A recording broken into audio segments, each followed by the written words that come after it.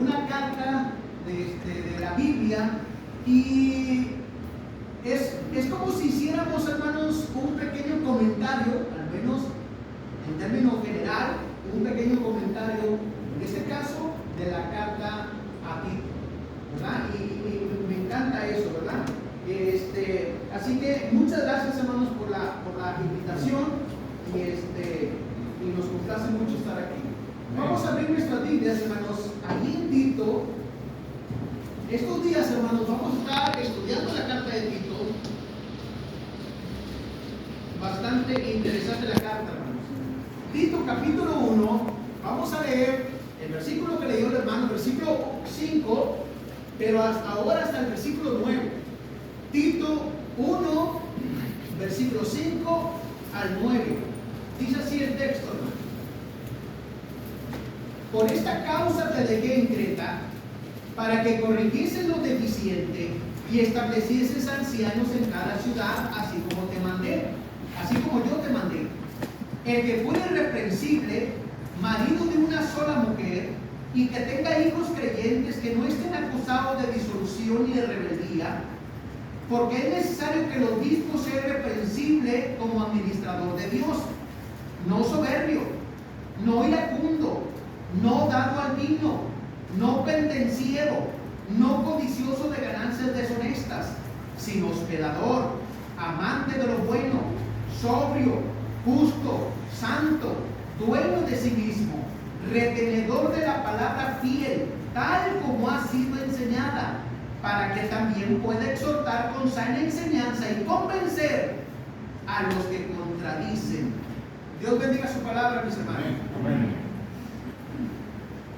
En la iglesia del Señor, hermanos, hay mucho trabajo, mucho que hacer, hermanos. Dios nos ha llamado, entre otras cosas, con el propósito de servir, porque hay muchas cosas que hacer, hermanos. De ahí la importancia de que haya hombres y mujeres comprometidos, dispuestos a servir, hermanos, porque hay mucho que hacer en la viña del Señor. Hermanos, la Biblia nos presenta muchos personajes, muchos ejemplos de cristianos comprometidos, de cristianos trabajadores, hermanos, que aceptaron ser enviados, por ejemplo, con comisiones específicas. ¿Por qué? Porque les gustaba servir, porque estaban dispuestos a servir y lo hicieron bien. Hermanos, por ejemplo, recordemos nosotros, hermanos, cómo el Espíritu Santo, el ángel y el Espíritu Santo, hermanos, se unen para enviar a Felipe, hermanos, a encontrarse con el etíope eunuco con el propósito de que le predicara el evangelio, y fue.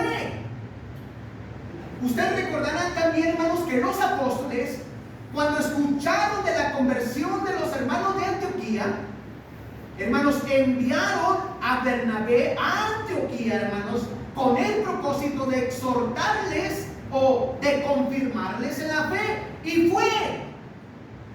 También, hermanos, los filipenses, cuando Pablo cayó en prisión, enviaron al hermano Epafrodito con una ayuda económica, hermanos, de Filipo, de Macedonia, hasta Roma, para enviarle este donativo económico y ayudarle porque estaba encarcelado, y fue.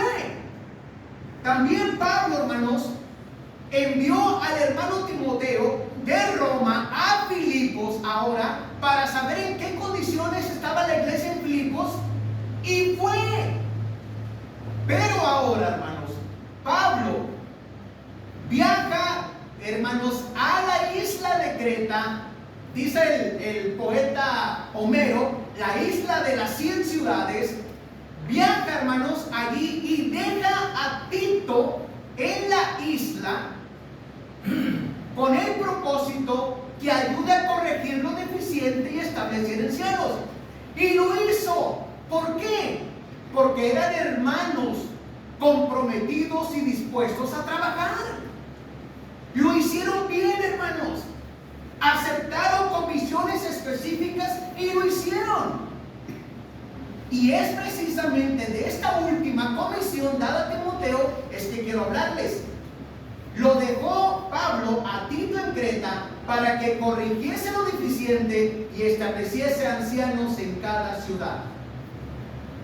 Hermanos, había mucho que hacer en las iglesias de Creta. Mucho que hacer. Hermanos, y ahí menciona una: corregir lo deficiente. Había muchas cosas que corregir, hermanos. Y quiero hablarles específicamente de una.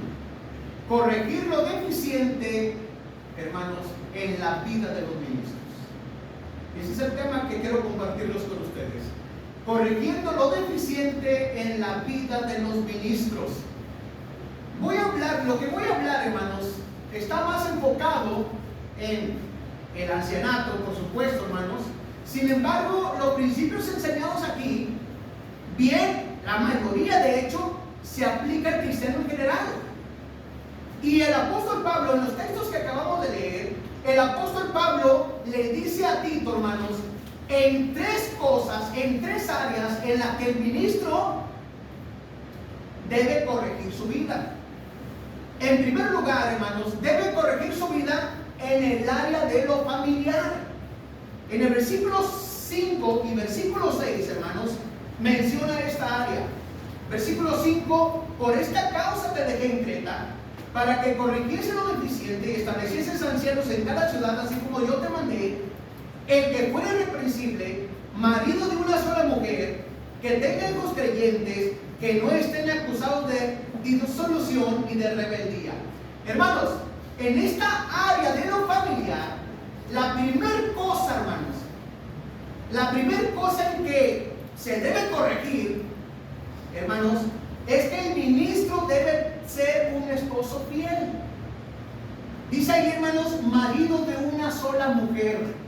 Quiere decir que debe ser el ministro, el anciano, todo cristiano debe ser un esposo fiel.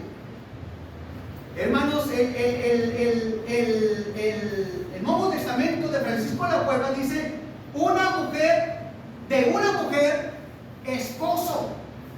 Otra versión dice fiel a su esposa.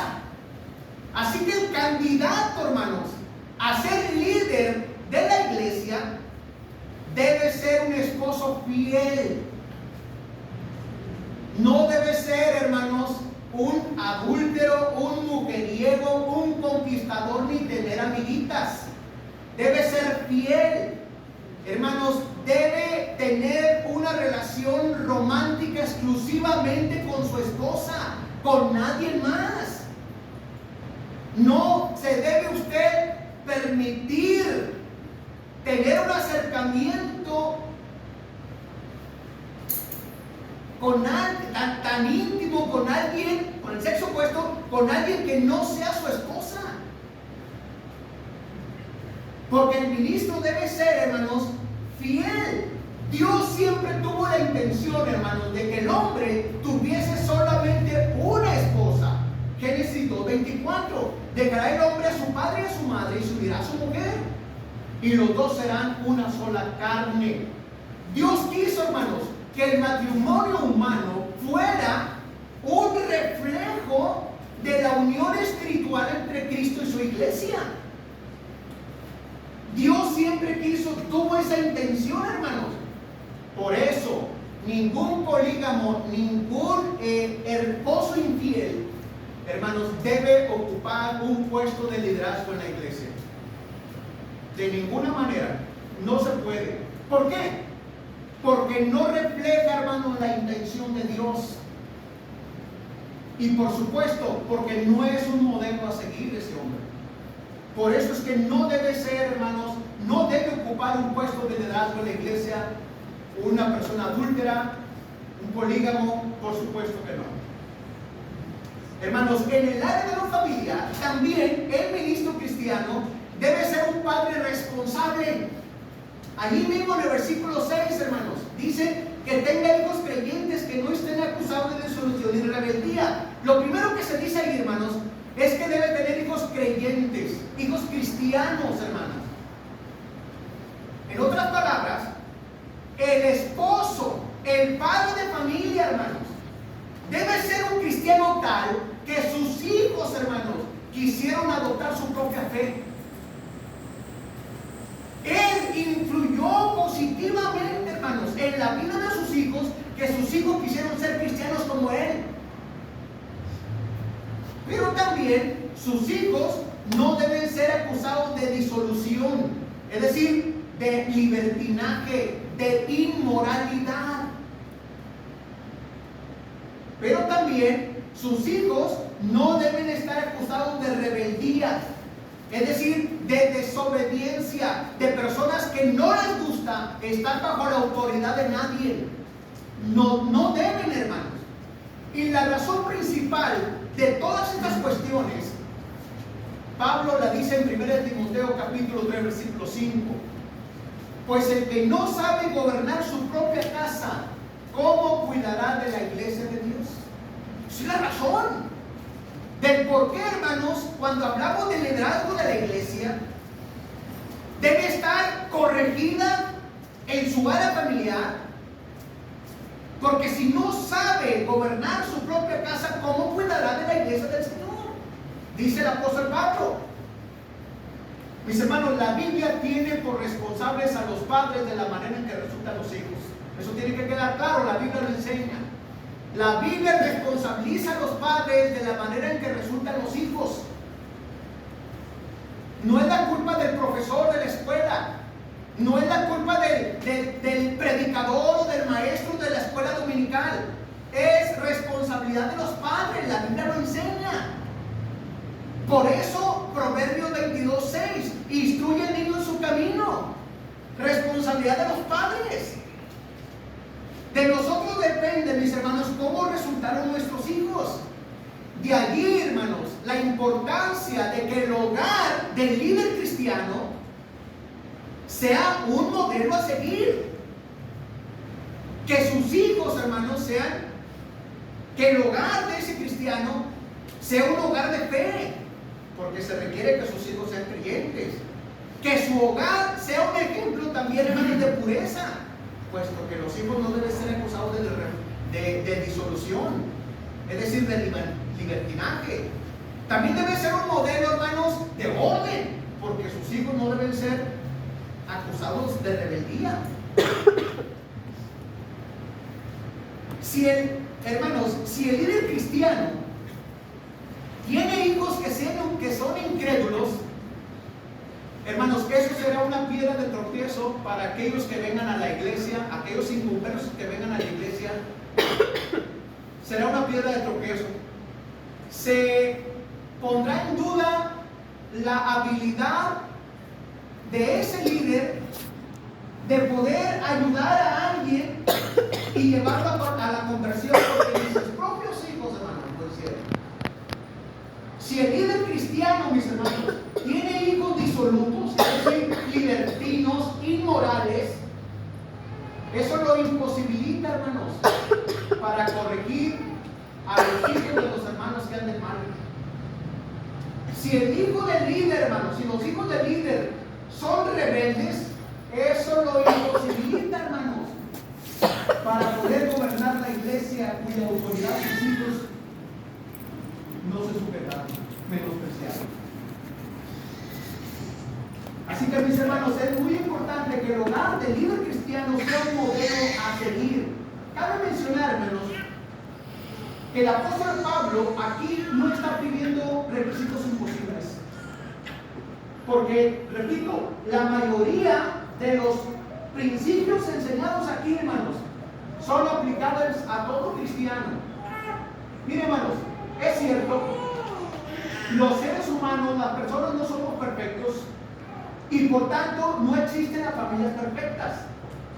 Así que, hermanos, aquí no está hablando, el apóstol Pablo no está hablando de desavenencias normales que suceden en muchos hogares, incluso los cristianos, que a veces como padres batallamos con nuestros hijos, especialmente en la adolescencia, que son respondones, que cuestionan todo, cosas propias de la adolescencia. Aquí Pablo no está hablando de esas desavenencias normales que se dan en los hogares aún en los cristianos. No. Pablo está utilizando intencionalmente términos sumamente fuertes, hermanos. Está hablando de incredulidad, está hablando de libertinaje o inmoralidad, y está hablando, hermanos, de rebeldía. Está utilizando Pablo términos fuertes porque está describiendo a hijos que están fuera de control, como los hijos de Eli, ¿se acuerdan? Inmorales, hermanos, irrespetuosos, que hacían sus fechorías incluso en el templo. De esa clase de hijos Pablo está hablando. No está hablando de hijos que a veces, que nosotros que somos padres hemos batallado con ellos, especialmente en la adolescencia. Desavenencias normales que en todos los hogares hay. No. Aquí Pablo utiliza intencionalmente términos fuertes porque está hablando de hijos que están fuera de control, hermanos, que son hijos tremendos. Hermanos, de eso está hablando, y de eso hay que corregir, hermanos, en la vida del ministro cristiano o de los líderes de la iglesia. Pero también el apóstol Pablo menciona en sus palabras otra área en la que el ministro cristiano debe corregir en su vida, en el área de lo personal. Ya vimos en el área de lo familiar, ahora vamos a ver en el área de lo personal. Versículos 7 y 8 se mencionan esa área.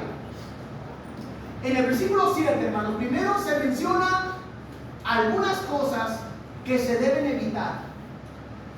Cosas que se deben evitar. Y lo primero que dice ahí, hermanos, no soberbio. Una de las cosas que se deben de evitar, hermanos, es la soberbia. Y la soberbia aquí habla, hermanos, de ser autocomplaciente. ¿Qué quiere decir esto, hermanos? Está hablando de alguien que busca su propio placer como si fuera el dueño de aquello que administra. Está hablando de alguien, hermanos, que por ello, puesto que busca su propio placer, es arrogante, engreído, soberbio. Alguien, hermanos, que no escucha sus opiniones ni sugerencias de nadie, como Diótrefes. Ese es un soberbio. Y eso es algo que debe evitarse. Pero otra cosa que debe evitarse es ser iracundo. Es decir, ser propenso, hermanos, a la ira. El ministro cristiano debe saber controlar su temperamento, hermanos. Acuérdense lo que dijo Santiago. Debe ser tardo en airarse, porque en la ira del hombre no obra la justicia de Dios. Así que, hermanos, debe saber controlarse, hermanos. El candidato al liderazgo cristiano, hermanos, debe saber que va a enfrentar muchas situaciones conflictivas, hermanos. Uno quisiera que todo fuera miel sobre hojuelas en la iglesia, pero no. Sería querer engañarnos a nosotros mismos. No, existen situaciones conflictivas en la iglesia, y el líder cristiano o aquel candidato al liderazgo de la iglesia debe saber que va a enfrentar situaciones conflictivas en la iglesia, y por eso, hermanos, no debe ser iracundo, porque será como un bote, un barril de pólvora, hermanos, que puede explotar en cualquier momento. También dice ahí, hermanos, una cosa que debe evitarse: no dado al vino. Debe evitar la bebida, hermanos. Debe evitar la bebida porque, hermanos, ser dado al vino es algo completamente diferente, es algo completamente contrario, hermanos, al mandamiento de ser lleno del Espíritu Santo.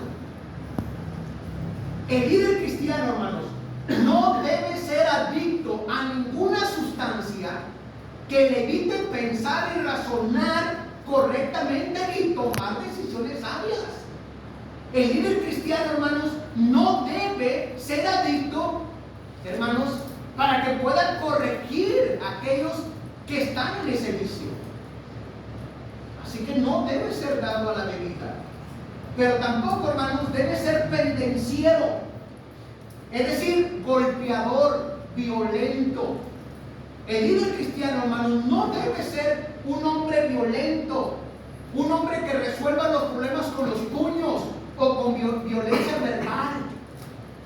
No, hermanos, el líder cristiano muchas veces tiene que mediar entre problemas, entre personas, entre hermanos. Muchas veces tiene que tratar cuestiones doctrinales, hermanos. Y no debe ser un hombre que quiera arreglar la situación, las cosas a puños. No, Señor. Debe ser un hombre, hermanos, no dado a ser violento, ni físicamente, ni verbalmente, hermanos. Cuando un líder es así, hermanos, cuidado, hermanos, no debe estar en ese lugar, hermanos. No debe estar en ese lugar. Pero también debe evitar ser codicioso de ganancias deshonestas. Es decir, hermanos, que no debe de estar ansioso de ganancias desvergonzadas.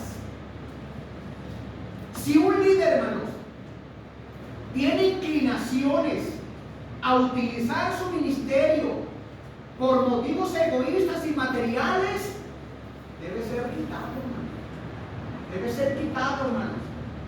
Según Tito 1:11, hermanos, una de las características del falso maestro, según Tito 1:11, hermanos, es ser codicioso de ganancias deshonestas.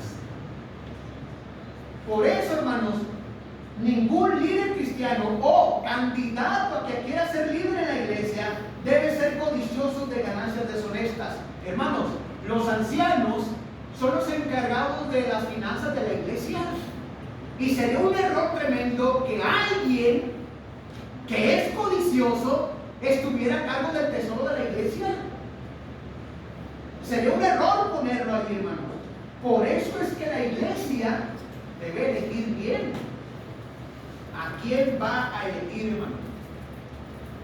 Es cierto, hermanos, que el obrero es digno de su salario. Es cierto eso. Pero el líder cristiano, hermanos, no debe abusar de su autoridad para ganancia personal.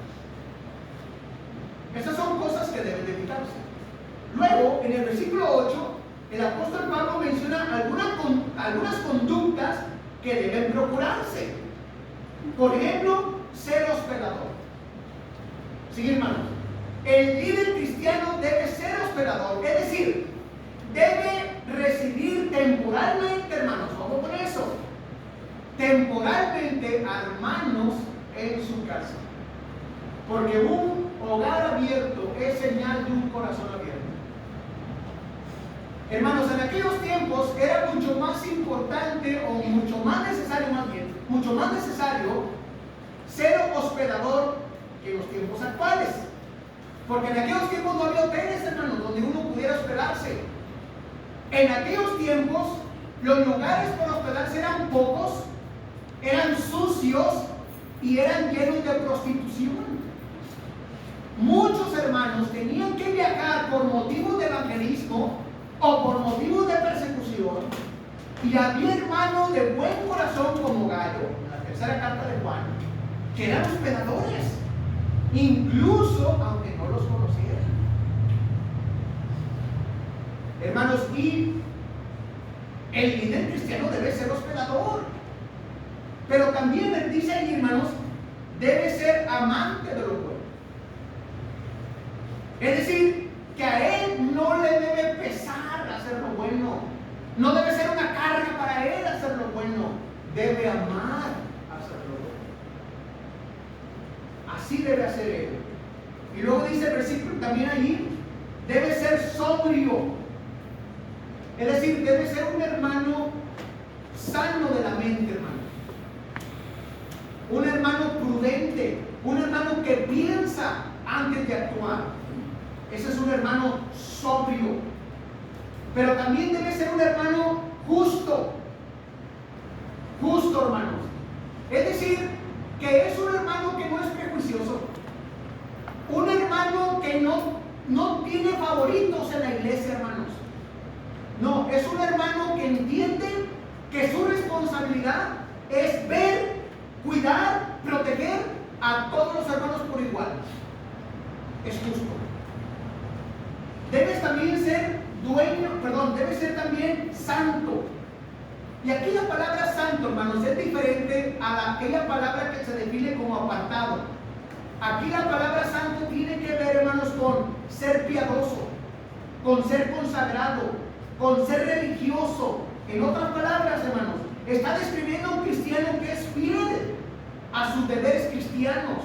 Está hablando de un cristiano que practica la santidad. Es decir, que se mueve, hermanos.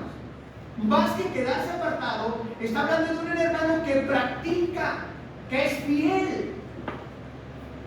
Y también debe ser dueño de sí mismo. Es decir, debe tener dominio propio.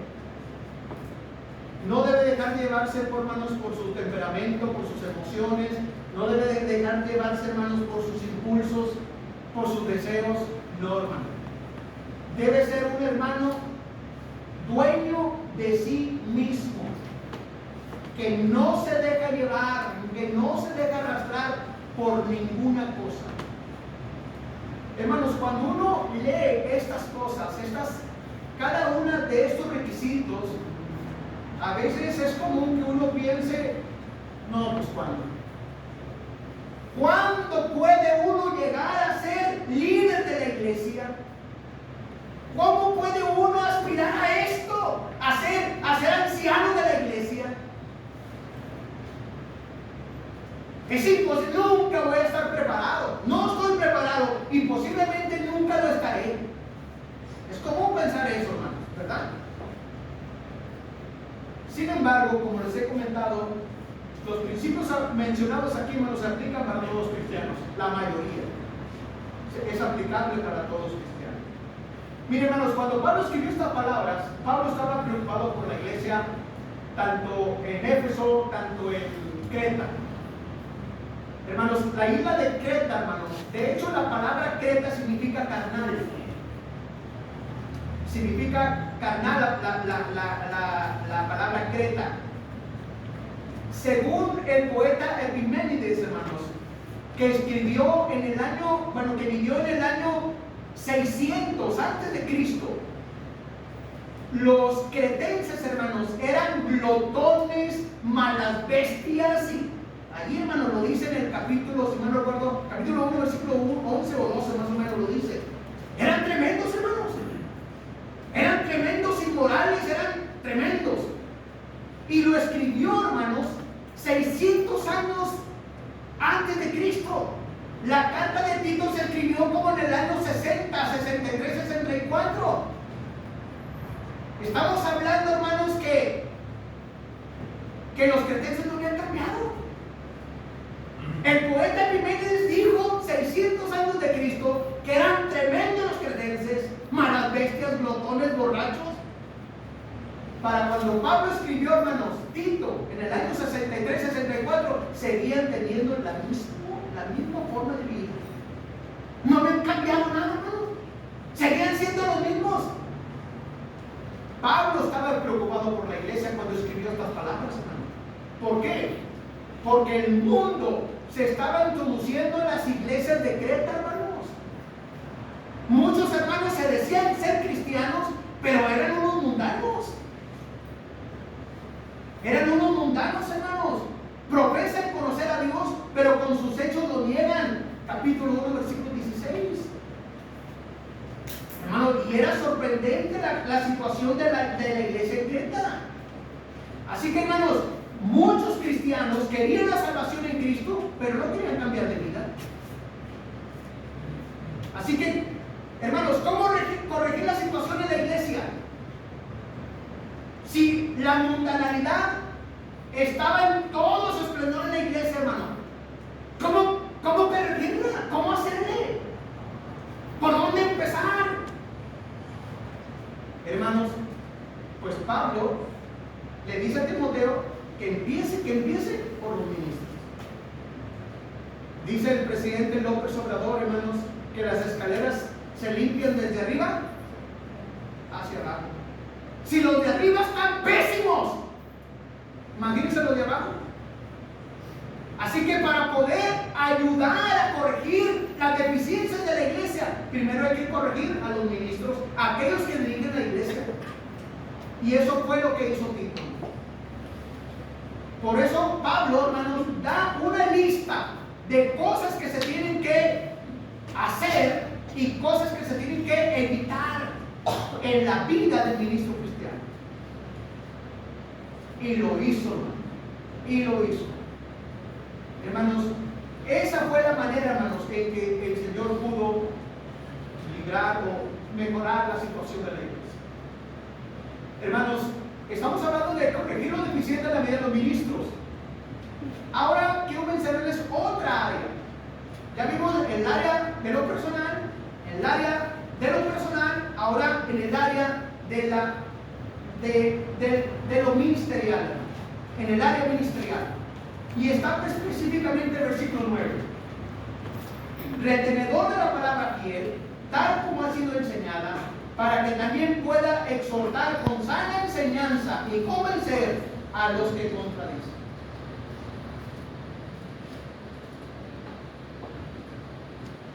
Para ser líder de la iglesia, hermanos, no basta con que uno tenga una buena familia. No es suficiente. No basta con que uno sea moralmente recto. Falta más. Es necesario también, mis hermanos, que sea capaz de comunicar la palabra fielmente.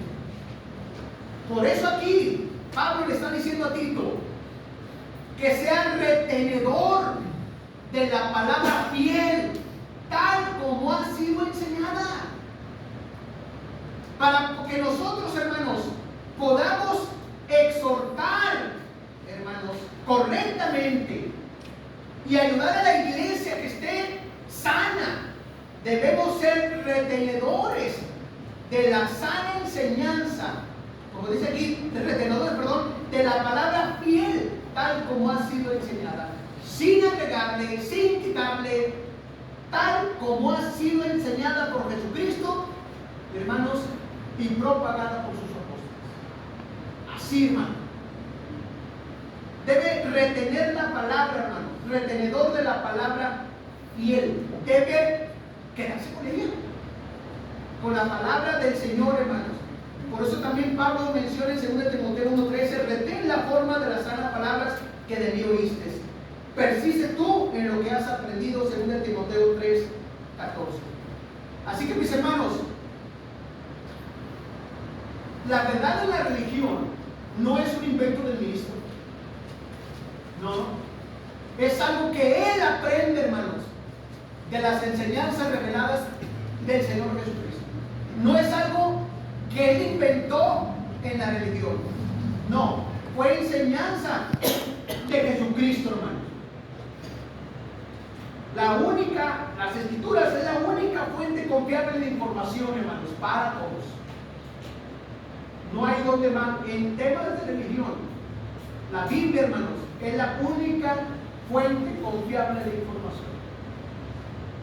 No hay más, hermanos.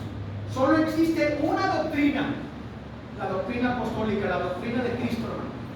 Y todos debiéramos allegarnos a ella. Así que si el candidato, hermanos, al liderazgo de la iglesia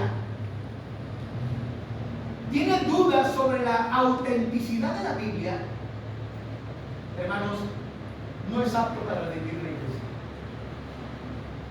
Si el candidato a liderar la iglesia, hermanos, es voluble por los diferentes vientos de doctrina de la sociedad, no es candidato para dirigir la iglesia. Si el candidato, hermanos, a dirigir la iglesia o de la iglesia, al liderazgo de la iglesia, diluye el mensaje por presiones familiares o presiones, hermanos, sociales, hermanos, no es apto para dirigir la iglesia. Si el candidato, hermanos, al liderazgo de la iglesia no ajusta su vida al estándar que menciona la Biblia, hermanos, no es apto para dirigir la iglesia. No es apto.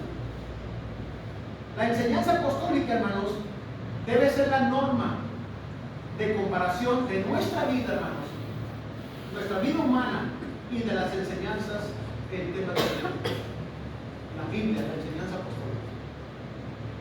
Hermanos, también dice el texto, debe exhortar con la palabra, para que también pueda exhortar con sana enseñanza.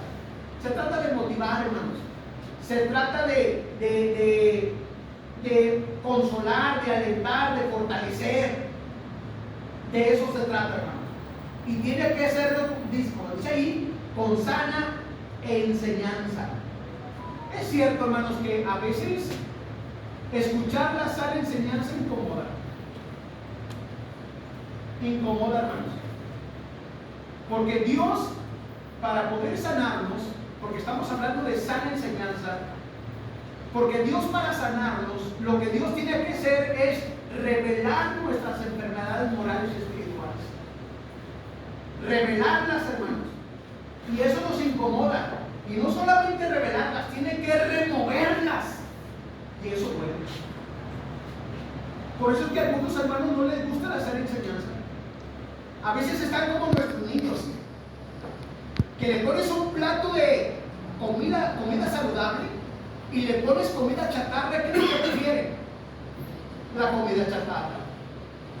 Y dicen que rica es la comida chatarra. Oh, sí. Así hay algunos, en el sentido espiritual. No quieren sana enseñanza porque incomoda. Oh, pero quieren comida chatarra. Les gusta, les encanta, hermanos. Y eso no debe ser. Tienen que exhortar con sana enseñanza. Pero también, hermanos, dicen, debe convencer con la palabra. Convencer a los que contradicen. Hermanos, quiero mencionar aquí que la palabra convencer, dice la Biblia de las Américas, que significa refutar. Y dice otra Biblia, corregir. Esta palabra, hermanos, convencer, bueno, la palabra griega para convencer es la misma que se tradujo en el versículo 13, capítulo 1, versículo 13, pero se traduce allá como repréndelos. Así que, hermanos, el énfasis cuando dice convencer a los que contradicen, el énfasis no está puesto en uno convencer al otro. No está hablando del convencimiento, porque ustedes saben que el convencimiento no depende solo de uno, depende del otro que quiera convencerse. No está haciendo énfasis propiamente en convencer, está haciendo énfasis en corregir, en refutar sobre la evidencia bíblica. Y eso sí depende de nosotros. Refutar con la evidencia bíblica, eso sí depende de nosotros. De ahí la importancia, hermanos, que el liderazgo cristiano sea estudioso de las Escrituras. Sea estudioso de las Escrituras para que sepa distinguir la verdad y el error. Y sepa cómo, hermanos, dice aquí, corregir, o sepa corregir a los que os oponen. ¿Okay? Hermano, refutar, es decir, corregir, sí depende de nosotros. Por eso es que el líder cristiano tiene que ser estudioso de las Escrituras.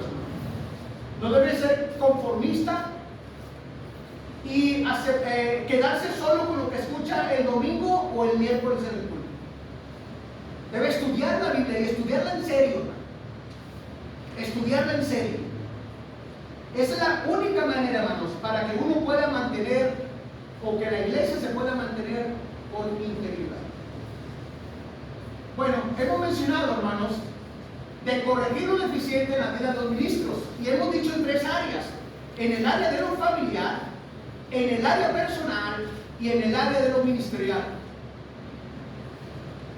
Hermanos, cada ministro debe hacerse un autoexamen. Y sinceramente, hermanos, con mucha sinceridad, ver en las cosas que tienen que cambiar. Siempre hay, hermanos, oportunidad de cambio. Siempre hay cosas en que mejorar. Y cada uno, hermano, debe evaluarse a sí mismo. ¿En qué cosas le tiene que mejorar? No tenemos que acostumbrarnos a vivir mal, hermanos. Podemos mejorar. Tenemos que hacerlo. Mucho de lo que sucede en la iglesia, hermanos, mucho de lo que sucede en la iglesia, bueno o malo, depende de sus ministros. Por eso es muy importante, hermanos, que seamos honestos con nosotros mismos y veamos en qué podemos mejorar. ¿Qué puedo hacer para ser mejor? Para servir mejor a mi Dios y servir mejor a mis hermanos. Y mucho depende de nosotros, hermanos. Traigamos gloria a Dios con nuestro trabajo, hermanos. Humilde que sea. Traigamos gloria a Dios, hermanos. Ayudemos a la iglesia a mantenerse fiel, a mantenerse limpia, hermanos. Y mucho depende de sus ministros. Ánimo, mis hermanos. Amén.